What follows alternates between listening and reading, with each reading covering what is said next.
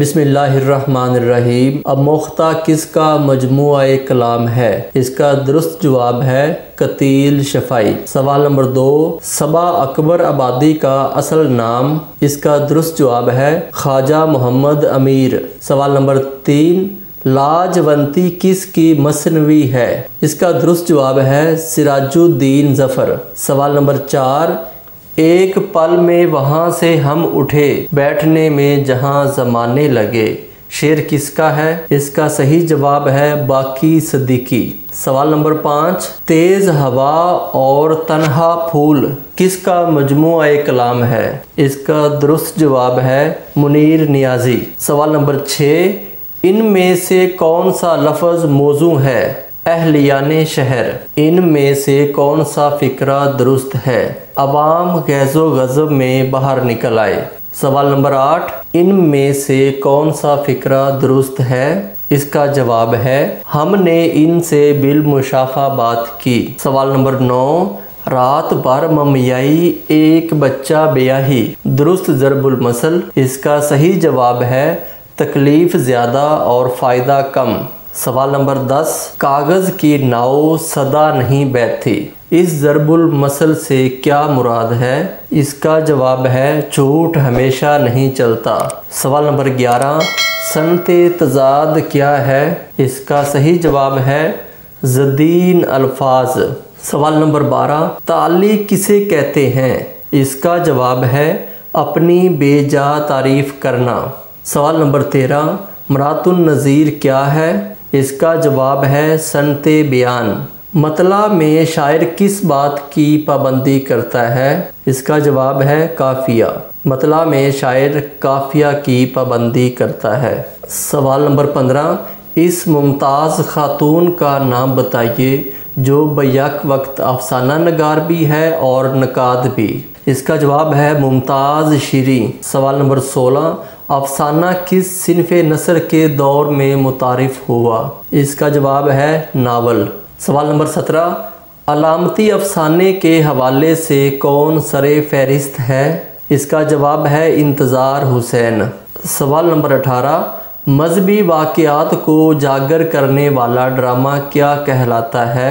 اس کا جواب ہے پیشن پلے۔ سوال نمبر 19، احسن لکھنوی اور بیتاب دہلوی کس صنف ادب سے تعلق رکھتے ہیں؟ اس کا جواب ہے ڈرامہ۔ سوال نمبر 20، امیر خسرو نے کس صنعت کا آغاز کیا؟ اس کا جواب ہے صنعت ملمہ۔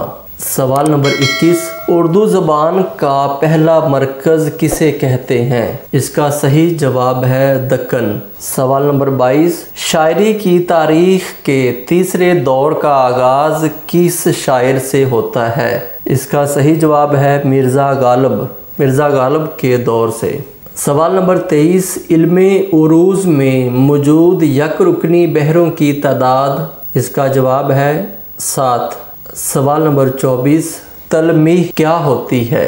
اس کا جواب ہے تاریخی اشارہ۔ سوال نمبر 25، جس غزل میں ردیف نہ ہو اسے کیا کہتے ہیں؟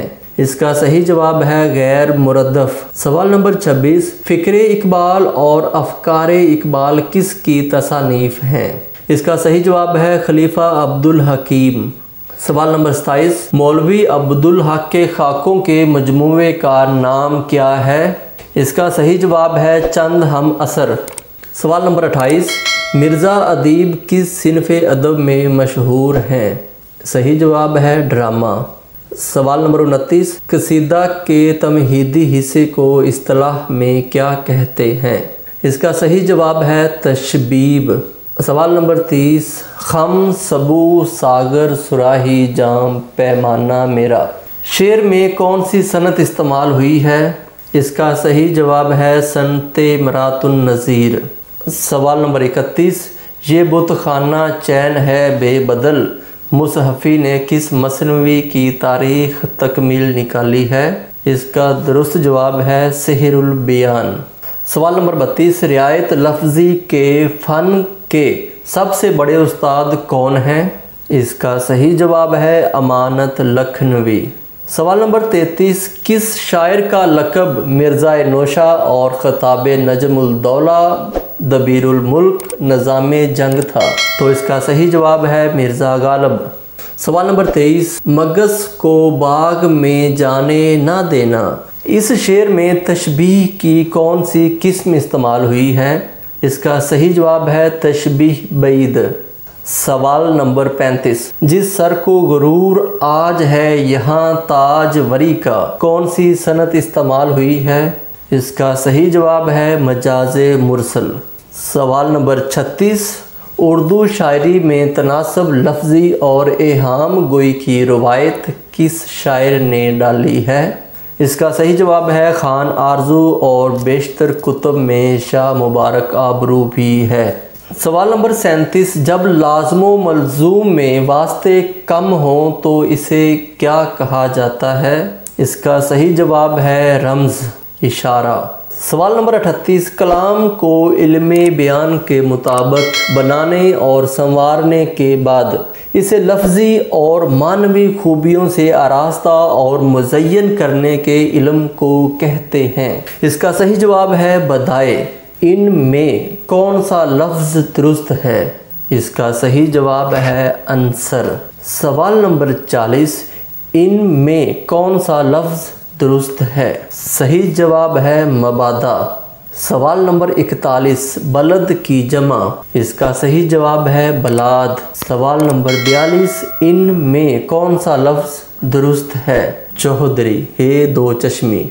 सवाल नंबर 43, इनमें कौन सा लफ्ज़ दुरुस्त है? अस्सलामु अलैकुम। सवाल नंबर 44, रहब की जमा रहबान। सवाल नंबर 45, रोज़मर्रा के मुताबिक कौन सा जुमला मौजू है? इसका जवाब है मैंने इसे कहा।